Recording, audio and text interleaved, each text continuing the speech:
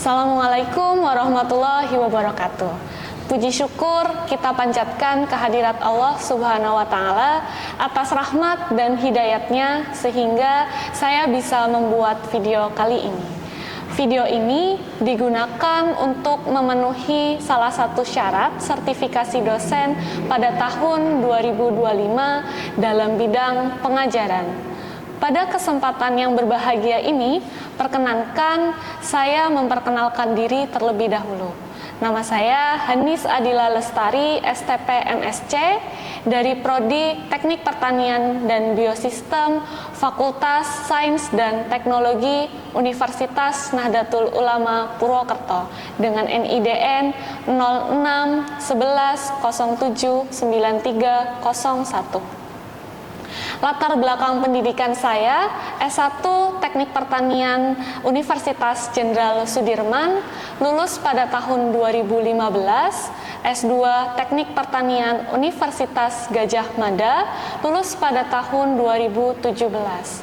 Perkenankan, pada kesempatan kali ini, saya mendeskripsikan pernyataan diri dosen dalam kinerja Tridharma Perguruan Tinggi PDD UKT-PT pada bidang pengajaran. Mata kuliah yang akan saya deskripsikan adalah mata kuliah Sifat Fisik Hasil Pertanian yang merupakan mata kuliah wajib pada semester 4 dengan kode mata kuliah STT 2427B. Dengan outline, yaitu identitas mata kuliah, kemudian ada deskripsi mata kuliah, capaian pembelajaran mata kuliah, materi pembelajaran, metode pembelajaran, dan sistem penilaian. Untuk identitas mata kuliah, nama mata kuliah yaitu Sifat Fisik Hasil Pertanian. Untuk jumlah SKS yaitu 21, di mana 2 itu tatap muka dan 1 SKS berupa praktikum. Untuk kode mata kuliah yaitu STT 2427B pada semester 4, dan sifat dari mata kuliah ini adalah mata kuliah wajib. Secara umum, mata kuliah Sifat Fisik Hasil Pertanian itu akan mempelajari tentang sifat-sifat dari hasil pertanian, baik sifat fisik, sifat aero dan hidrodinamiks, sifat termal, sifat elektris, sifat optis, dan sifat mekanis. Selain itu, pada mata kuliah ini juga mempelajari tentang analisis proksimat, perhitungan kadar air, activity water, dan viskositas. Untuk capaian pembelajaran mata kuliah, yang pertama, menunjukkan sikap bertanggung jawab atas pekerjaan di bidang keahliannya secara mandiri. Yang kedua, menguasai konsep dan teori dalam bidang keteknikan dan biosistem yang terkait dengan permasalahan di masyarakat. Yang ketiga, mampu menunjukkan kinerja mandiri, bermutu, dan terukur. Keempat, mampu menganalisis konsep sifat-sifat fisik hasil pertanian pada produk pertanian. Untuk materi pembelajaran, yang pertama ada pengenalan, yaitu terkait pentingnya mempelajari sifat fisik hasil pertanian. Kemudian yang kedua ada macam-macam sifat hasil pertanian seperti sifat fisik, sifat mekanik, sifat aerohidrodinamiks, sifat termal, sifat elektris, dan sifat optis. Yang ketiga ada sifat fisik, yaitu berupa bentuk, ukuran, volume, luas permukaan, warna, porositas, spesifik gravity, densitas, dan bulk density. Yang keempat, ada sifat mekanis, yaitu mempelajari terkait kerusakan biji-bijian, buah dan sayuran, kemudian bentuk penampakan kerusakan mekanis. Yang kelima, ada analisis proksimat, kemudian kadar air. Yang ketujuh ada activity water atau AW. Yang kedelapan ada sifat termal, yaitu mempelajari terkait konduktivitas termal produk pertanian. Kemudian yang ke-9 ada viskositas, yang ke-10 ada sifat optis dan aero. Untuk metode pembelajaran yang saya lakukan pada pembelajaran ini adalah menggunakan metode DII, di mana yang pertama adalah delivery, di mana saya itu memberikan ceramah serta melakukan pelaksanaan praktikum. Kemudian yang kedua yaitu interaksi, di mana interaksi yang dilakukan berupa interaksi diskusi dan tanya jawab. Kemudian yang ketiga, metode yang ketiga adalah assessment. Saya memberikan penilaian terkait tugas, kemudian praktikum, UTS, dan UAS. Untuk sistem penilaian terdiri dari tugas yang besarannya sebesar 20%, kemudian praktikum sebesar 20%, UTS sebesar 30%, dan UAS sebesar 30%. Berikut adalah cuplikan terkait pembelajaran pada mata kuliah sifat fisik hasil pertanian dengan materi sifat optis bahan pertanian. Selamat menyaksikan. Assalamualaikum warahmatullahi wabarakatuh. Waalaikumsalam warahmatullahi wabarakatuh. Gimana kabar hari ini? Alhamdulillah. Sehat ya. Pada pertemuan kali ini kita akan mempelajari terkait sifat fisik hasil pertanian ya. Jadi melanjutkan materi yang sebelumnya. Nah, untuk materi kali ini itu tentang sifat optis dari bahan pertanian. Nah, sebelumnya dari kalian ada yang sudah pernah mendengar terkait sifat optis belum ya? Belum. Ya, kalau belum mungkin kita nanti akan mempelajari ya terkait sifat optis itu apa kayak gitu.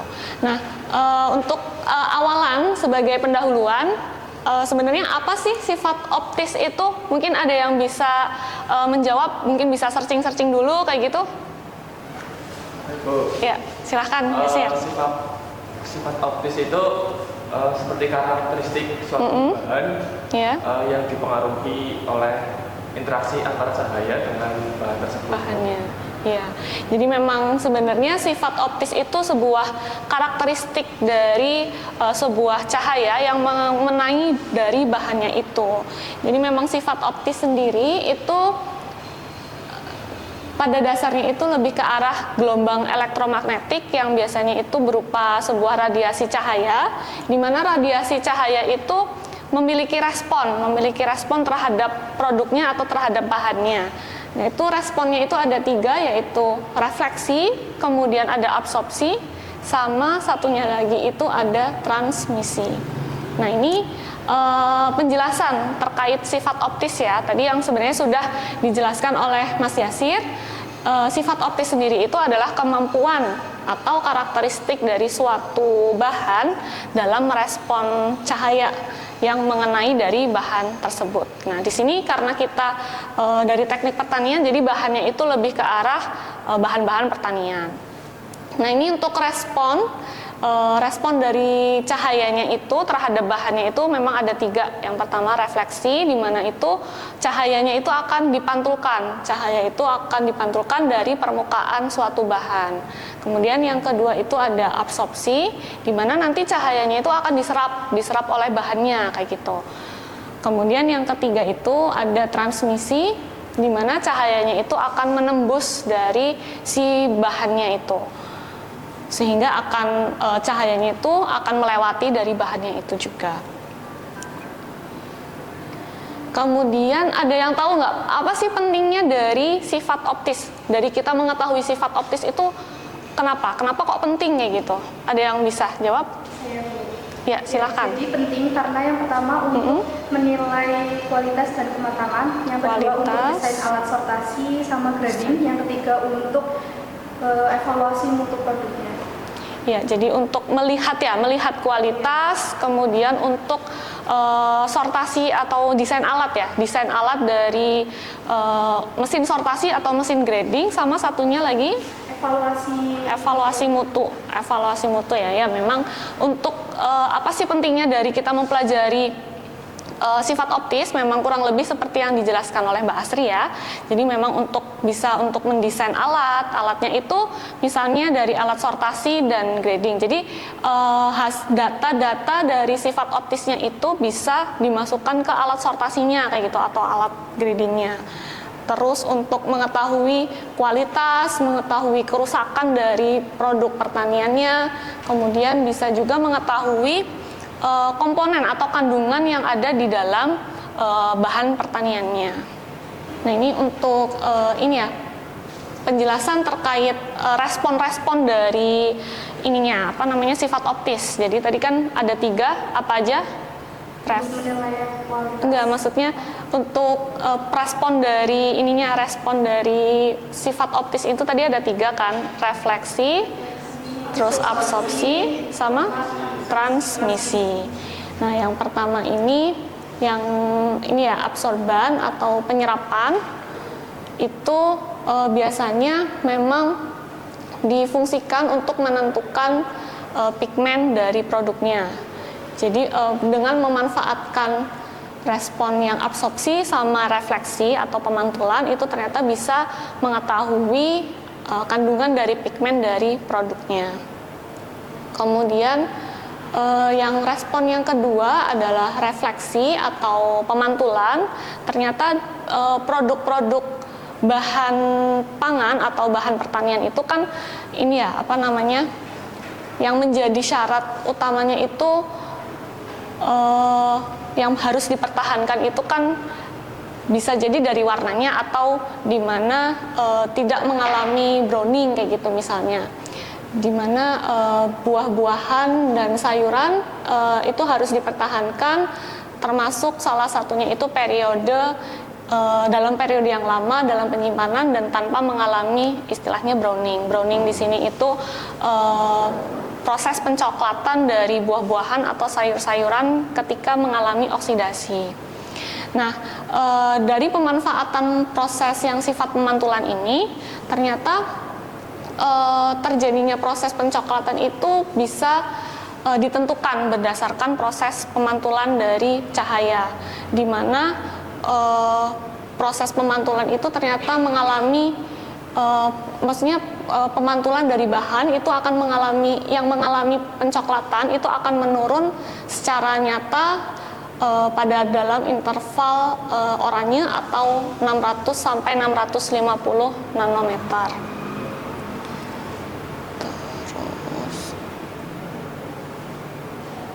Kemudian untuk respon yang ketiga, yang penerusan atau transmisi, ternyata dengan memanfaatkan sifat yang ketiga ini atau yang penerusan ini, ternyata kita bisa mengetahui kandungan yang terkandung dalam produk pertanian atau bahan pertanian, misalnya dari keberadaan air atau misalnya dari kerusakan dalam buah atau misalkan kandungan gula dalam produk pertanian itu juga ternyata bisa memanfaatkan dari sifat penerusan cahaya ini.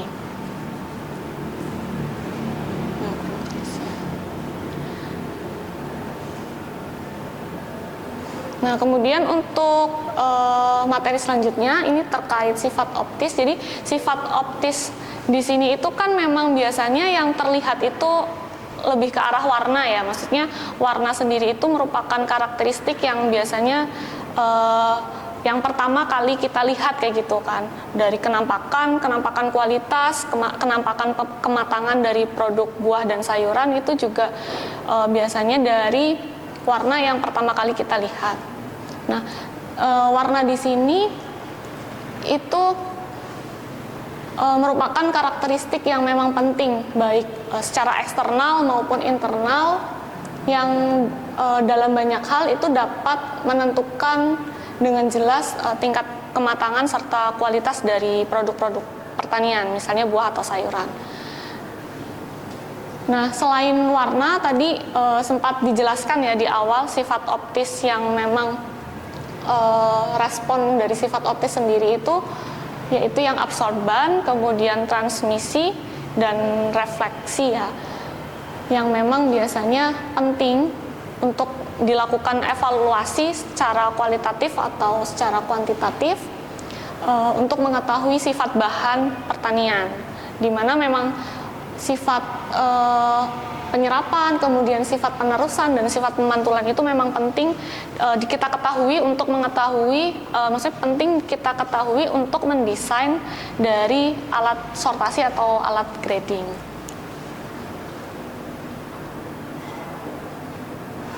Nah, dengan mengetahui perubahan warna itu ternyata antara data penerusan, sifat penerusan atau sifat pemantulan dari cahaya itu ternyata bisa berubah kayak gitu. Kayak tadi misalkan yang proses browning itu kan ada proses perubahan warna ya. Ternyata sifat pemantulannya itu berubah ininya apa namanya? Nilai dari gelombang elektromagnetiknya itu malah cenderung lebih turun kalau misalkan terjadi proses browning.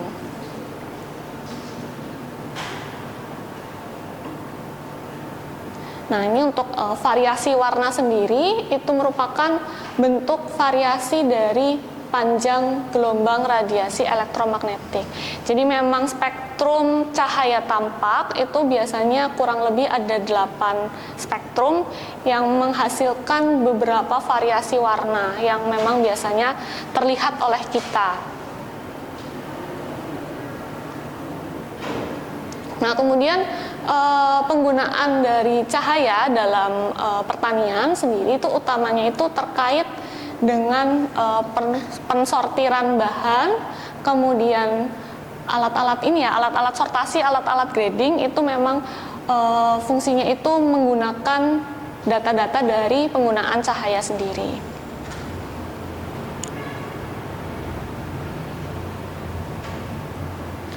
Nah, ini beberapa indikator yang dapat diukur dari penggunaan sifat optis.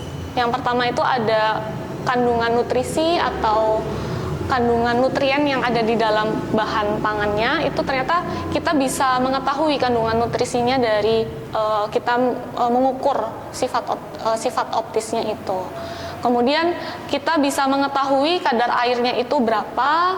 Kemudian ada kepadatan buah dan kondisi fisik luarnya. Kemudian sifat optis itu juga bisa digunakan dalam proses pemanenan. Kenapa bisa digunakan dalam proses pemanenan? Karena sifat optis sendiri itu kan bisa bisa untuk mengukur kandungan yang ada di dalam buahnya kan. Nah, kandungan di dalam buah itu salah satunya misalkan gula. Kalau misalkan buah matang itu kan cenderung lebih ke arah manis ya. Nah, itu bisa memanfaatkan dari sifat optis di mana pengukuran kadar gula dari buahnya itu.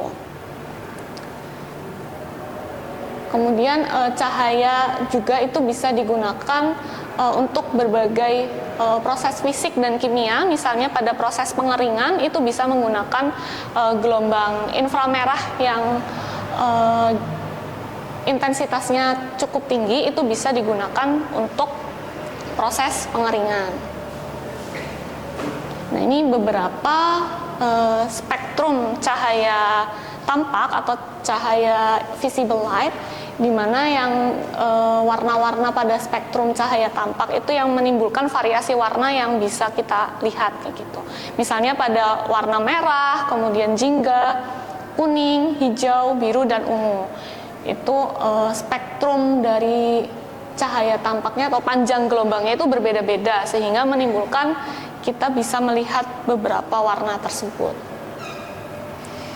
Nah, ini beberapa gelombang elektromagnetik ya yang banyak dimanfaatkan pada bidang pertanian. Itu misalnya pada spektrum visible di mana gelombang elektromagnetiknya itu di kisaran 400 sampai 700 nanometer. Biasanya digunakan untuk penentuan karakteristik mutu fisik seperti warna, kemudian permukaan atau ada tidaknya cacat buah, kemudian bisa juga digunakan untuk proses sortasi dan grading. Kemudian untuk spektrum yang kedua itu ada NIR atau near infrared. Pada spektrum warna ini itu ternyata bisa menentukan karakteristik mutu juga dan bisa digunakan untuk proses sortasi dan proses grading. Untuk yang ketiga itu ada spektrum infrared pada kisaran panjang gelombang 2500 sampai 10.000 nanometer, itu digunakan untuk pengeringan dan pemanasan. Jadi ini yang gelombang inframerah panjang gelombangnya tinggi, bisa untuk pengeringan. Nah, ini untuk warna sendiri itu kan memang sebagai salah satu bentuk warna sensori ya, atau faktor sensori di mana memang sebagai pengaruh dari penerimaan suatu produk pertanian, di mana keawetan dari produk pertanian itu dapat dilihat dari perubahan warna yang terjadi pada produk tersebut. Kemudian untuk pengukuran dari warna sendiri itu bisa menggunakan color meter atau bisa juga menggunakan spektrometer. Dimana memang kalau untuk pengukuran menggunakan colorimeter itu kita mengetahui gitu berapa sih nilai dari warnanya itu. Kemudian kalau misalnya kita menilai secara visual itu kan antara satu orang dengan orang lain itu kan berbeda-beda ya. Misalnya Yasir menilai buah apelnya itu cerah, tapi si Burhan ternyata menilainya itu kurang cerah atau tidak cerah. Jadi itu secara subjektif kayak gitu kalau misalkan penilaian secara visual. Tapi beda lagi kalau misalkan penilaian secara menggunakan alat colorimeter. Nah, dari penjelasan ini ada yang ditanyakan belum sampai sini? Izin bertanya Bu, bagaimana cara mengukur warna dengan colorimeter? Ya, kalau untuk mengukur warna dengan colorimeter sendiri itu memang ada alatnya ya. Ini saya tampilkan contohnya. Ya, jadi tadi ya Dina tanya terkait bagaimana cara mengukur dengan menggunakan color reader. Jadi memang untuk color reader sendiri itu bentuknya itu seperti tabung ya. Tabung di mana memang bawahnya itu merupakan sensor, kemudian ada bacaan melalui LCD. Nah, kemudian untuk cara penggunaannya itu biasanya color readernya ini itu ditempelkan pada buahnya, permukaan buah, kemudian kita pencet tombol. Nanti kalau misalkan sudah dipencet tombol, nanti akan muncul bacaan koordinat LAB-nya pada layar LCD. Jadi nanti di LCD-nya itu akan muncul nilai L-nya berapa, kemudian A-nya berapa, terus B-nya itu berapa. Nah, ini untuk nilai L sendiri itu biasanya kecenderungan warna gelap dan terang. Jadi untuk kisaran warnanya itu untuk yang L itu di 0 sampai 100, di mana 0 itu kecenderungan warnanya itu menunjukkan warna hitam, kemudian kalau yang 100 itu menunjukkan warna putih. Nah, tadi kan ada L, terus ada A sama B ya. Nah, yang A ini itu biasanya hasilnya itu ada positif sama ada negatif. Nah, kalau yang positif itu menunjukkan kecenderungan warna merah, kemudian kalau yang A yang negatif itu menunjukkan kecenderungan warna hijau. Nah, untuk yang B juga sama, dia ada nilai positif sama ada nilai negatif. Yang positif itu menunjukkan warna kuning, kemudian untuk B yang negatif itu menunjukkan warna biru. Nah, itu dari penjelasan saya ada yang ditanyakan tidak terkait cara menggunakan color reader. Sudah ya. Nah, kemudian untuk yang sistem LAB ini itu biasanya dari data hasil color reader itu bisa dimasukkan ke titik-titik koordinat dari sistem LAB ini. Jadi kalau misalkan L-nya itu ternyata cenderungnya itu ke arah 100 kayak gitu ya, itu berarti kan arahnya lebih ke arah putih kayak gitu, itu ke atas kayak gitu. Kalau 0 berarti ke bawah. Kemudian untuk yang A sama B-nya tadi kan kalau A yang negatif itu kecenderungan warna hijau, itu koordinatnya itu ke arah kiri. Sedangkan yang A positif itu koordinatnya ke arah kanan. Kemudian untuk yang B yang negatif itu koordinatnya itu ini ya, sumbu Y yang arah ke bawah. Sedangkan untuk yang B yang positif itu sumbu Y-nya itu ke arah atas kayak gitu. Ini untuk titik koordinat untuk menentukan pada sistem ini LAB atau hasil dari pembacaan dari yang color reader itu. Nah, ini dari pertemuan ini ada yang ditanyakan lagi atau tidak? Belum ya. Mungkin bisa dilanjut di pertemuan minggu depan lagi ya untuk kuliahnya. Dari saya sekian, kurang lebihnya mohon maaf. Wassalamualaikum warahmatullahi wabarakatuh.